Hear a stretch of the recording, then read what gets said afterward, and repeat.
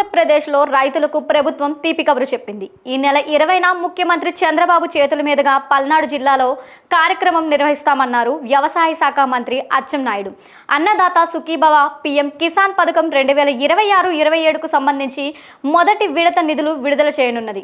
ఈ నెల 20వ తేదీన కేంద్ర రాష్ట్ర ప్రభుత్వాలు నిధులు విడుదల చేస్తాయి. ప్రధాని మోదీ పశ్చిమ బెంగాల్లోని తారకేశ్వర్లో పీఎం కిసాన్ నిధులు విడుదల చేస్తారు.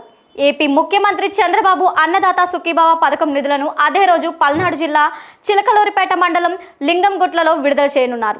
రైతుల అకౌంట్లలో వెంటనే 7,000 రూపాయల చొప్పున డబ్బులు జమ కానున్నాయి. రాష్ట్ర ప్రభుత్వం 5,000, కేంద్ర ప్రభుత్వం 2,000 కలిపి ఇస్తారు.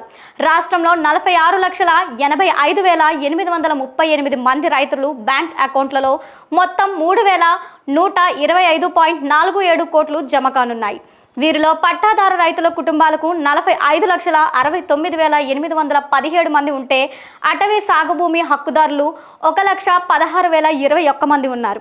రైతులకు విడుదల చేసే నిధుల్లో రాష్ట్ర వాటా కింద 2,342.92 కోట్లు, కేంద్ర వాటా కింద 782.5 కోట్లు ఉన్నాయి. ఆంధ్రప్రదేశ్ ప్రభుత్వం అన్నదాత సుఖీభవ పథకం, పీఎం కిసాన్ యోజన పథకం కలిపి అమలు చేస్తున్న సంగతి మనందరికీ తెలిసిందే. అన్నదాత సుఖీభవ పథకం కింద ప్రతి ఏటా 14,000 రూపాయలు అందిస్తోంది. పీఎం కిసాన్ యోజన కింద కేంద్రం 6,000 ఇస్తోంది. ఈ రెండు కలిపి 20,000 ప్రతి రైతుకు అందిస్తున్నారు. మొత్తం 3 విడతల్లో 7,000, 7,000, 6,000 చొప్పున రైతులకు జమ చేస్తున్నారు.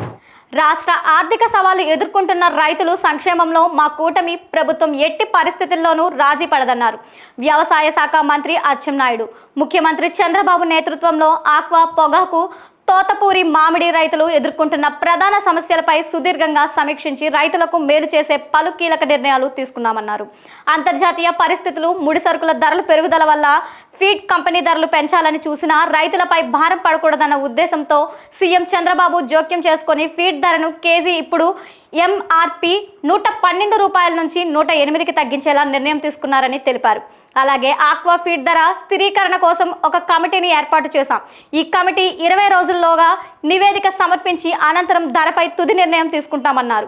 అంతర్జాతీయ మార్కెట్ పరిస్థితుల వల్ల వర్జనీయ పొగాకు ధరలు ప్రభావితమైనప్పటికీ రైతులకు నష్టం జరగకుండా చర్యలు చేపట్టామన్నారు అచ్చెన్నాయుడు.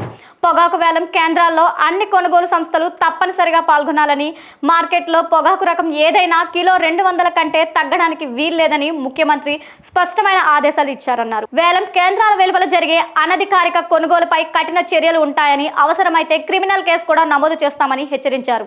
భవిష్యత్తులో మార్కెట్ అవసరాలకు అనుగుణంగా సాగు విస్తీర్ణపై రైతులకు ముందస్తు మార్గదర్శకాలు అందిస్తామన్నారు. తోతాపూరి మామిడి ధరలు పడిపోవడంతో ఇబ్బందులు పడుతున్న రైతులకు అండగా నిలుస్తూ గత ఏడాదిలాగే ఈ ఏడాది కూడా కిలో 4 రూపాయల చొప్పున ప్రభుత్వం ప్రోత్సాహకం అందించాలని ముఖ్యమంత్రి నిర్ణయించుకున్నారన్నారు. పరిశ్రమల్లో నమోదు చేసుకుని మామిడిని విక్రయించిన రైతుల ఖాతాల్లో నేరుగా ఈ ప్రోత్సాహక మొత్తం జమ అవుతుందని అన్నారు.